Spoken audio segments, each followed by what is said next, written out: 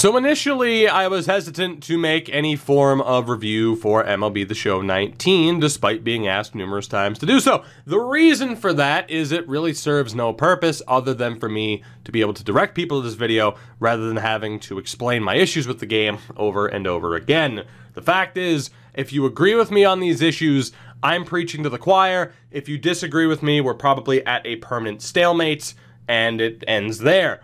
And that's all well and good. I would never tell anybody to not enjoy a game that they are enjoying. Hell, I am enjoying this game. I have over 2 days worth of time invested already, split between Road to the Show and Diamond Dynasty, despite primarily being a franchise mode guy, of course. But when it comes to this game, whether it be due to the disconnect of hearing about how great this series was for years, only to see that it's not what people are hyping it up to be. I don't know what it is, but at best, I can hand this game a 7 out of 10. I'm not going to 9 out of 10. I'm not going to 10 out of 10. There are issues with this game, whether minor issues, primary, there are issues with this game that if, say, they were issues in an EA game or a 2K game, those two companies would take so much heat for them. But because it's SDS, San Diego Studios, people seem to jump to their defense, whether right, wrong, whatever the excuse be. Well, that's baseball is often used a lot. It's just a disconnect for me as to how this was hyped up as the pinnacle of sports gaming. I went from playing the show series on PS2, missing the PS3 era. I've come back now, and I don't understand how this is the pinnacle to me. So maybe that hurts the grade a little bit more than it should. Aside from gameplay, because I'll talk about those issues probably last, first big issue for me is no major changes to franchise mode. I absolutely refuse to listen to you if you say that them changing the salary structure is them making a major change. There has been no change to franchise mode this year. The counter argument of, well, the mode's already good is not good enough and is not a valid excuse. This is the same damn thing that it was last year, and that's fine. You're right that it's already good, but it could be better in a lot of different ways, and all you'd have to do is search MLB The Show 19 franchise wish list to see countless videos with countless ideas of how they could have made this mode better, but they didn't. And it's following a trend that people rip EA to shreds for. Look at the lack of changes to Madden, the lack of changes to FIFA. People rip the game to shreds every year because of it, but SDS doesn't make any major changes, and a lot of people are just like, oh, well, it was already good, it doesn't matter. Or, oh, they changed the salary structure. No, they deserve to be called out just like the other two major companies, and have absolutely been called out by me, because it's ridiculous. The main reason, of course, why there aren't any changes to the franchise is because, again, they have done everything that they could to try and lure you into Diamond Dynasty, which is fine and expected at this point in 2019 in gaming. Doesn't really matter how predatory you are with trying to get people towards your money-making mode anymore, unless you're EA with Battlefront 2. But yeah, they're just a little bit predatory from the point of course, the subsystem. The stub system is involved with every game mode that you have here. You're playing Road to the Show, you can earn a card in Diamond Dynasty. You're playing franchise, you can earn stuff for Diamond Dynasty, and it will tell you when you've earned a card for Diamond Dynasty to try and get you there. Moments, sole purpose, Diamond Dynasty. March to October, the big mode where it's like, oh, that's what franchise mode players sink their teeth into. Screw that opinion. It's all about Diamond Dynasty when it comes to March to October. You cannot tell me otherwise, because there's a lovely, lovely little thing here in the old team affinity section, right? Where it's like, hey, there you go. Win March to October on all the difficulties to get points to earn stuff for Diamond Dynasty. Shocker, right? And again, it's fine. I'm okay with that. I accept that. It's a smart business decision on their part. However, would other companies get ripped to shreds for it? Yes. Especially when they don't make any changes to, say, a franchise mode, in favor of doing that. And Road to the Show, in fairness, is very similar as well, with the exception of the new skill tree that was added. That said, I'm still enjoying it. It's still fun. You would have seen on the whole universal profile thing here, I've spent, over a day on Road to the Show. I have 2 different modes going. It's a lot of fun. However, between the fielding issues,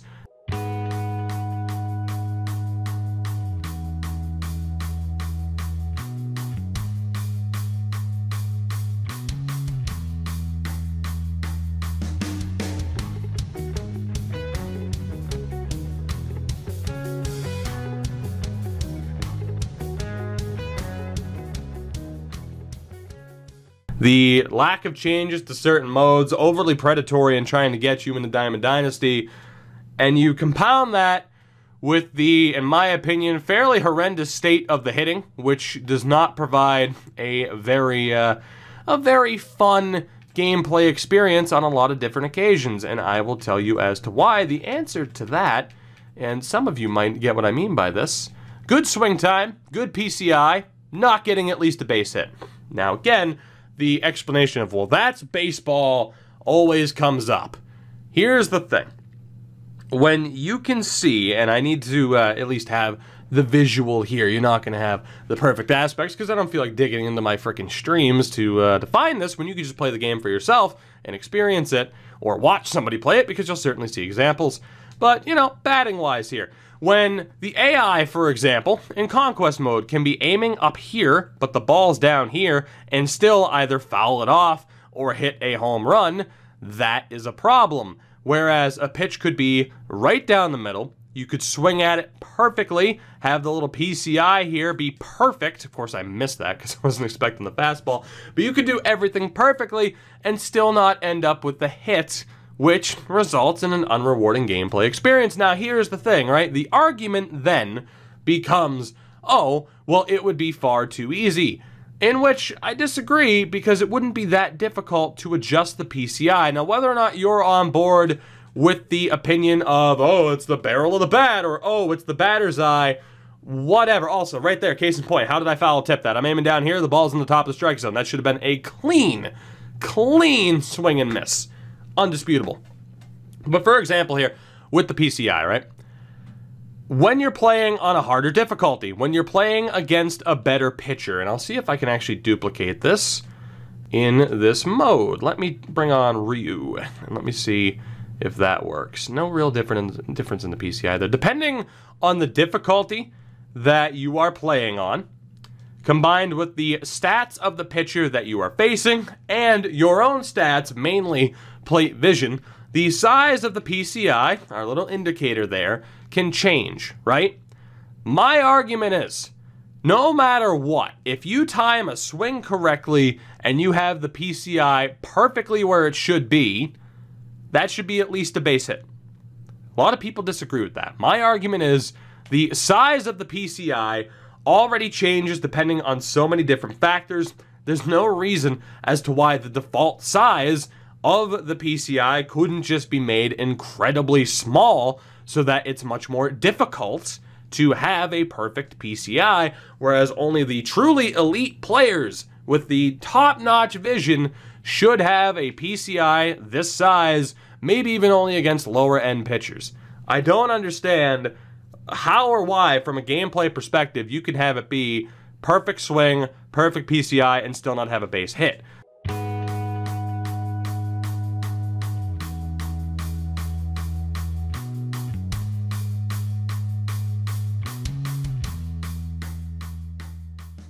Imagine, for example, you're playing Street Fighter, you block, but the punch still gets through.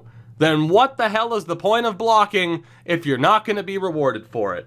Case in point with this game, if you're going to have a perfect swing time, if you're going to have a perfect PCI and still not be rewarded, what is the point? Shout out to it being 6:30 in the morning.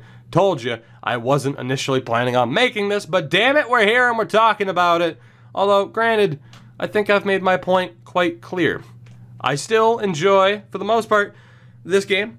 The hitting, though, it could be a lot more rewarding, we'll say. That's my one major issue with this. Outside of the lack of changes to certain modes, it is the PCI and how you can time everything correctly and not get a hit. It's so simple in theory as to how you could set that up Adjust the PCI to make it so that, oh, well, it would be so easy because the PCI is always so big. Just make the fucking thing smaller.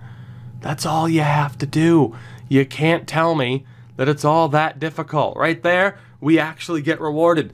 Let's see if I can time everything correctly and end up with a ground ball. Of course, you're not going to give me a hittable pitch. Did I foul that? I did not. God, I wish I did. That would have been perfect. Point being, I think you get the point. Because here's the thing. If it's happened to you, and it has, and it bothers you, like it bothers me, because it's unrewarding, and it should probably bother you, again, it's just me preaching to the choir, right? If you disagree about it, then you disagree about it, and there's no real way to go. But that pretty much sums it up. Lack of changes to franchise. The fielding AI is horrific. And hitting in this game is often unrewarding, where you time something correctly and still don't get rewarded for it with at least a base hit, which again, my opinion, a little bit ridiculous.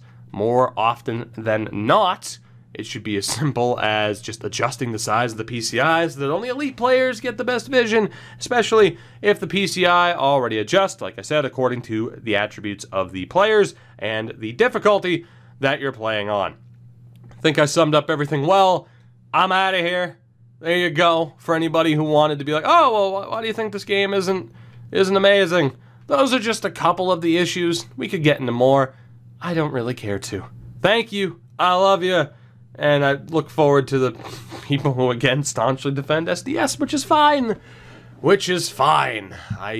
Boy, yeah, let's draw battle lines because I don't rate a game as highly. Is this how Jim Sterling felt when he rated Breath of the Wild like a 6 or a 7, and then all the Nintendo fanboys freaked the hell out because he dropped the rating on Metacritic? Is this similar? Probably not.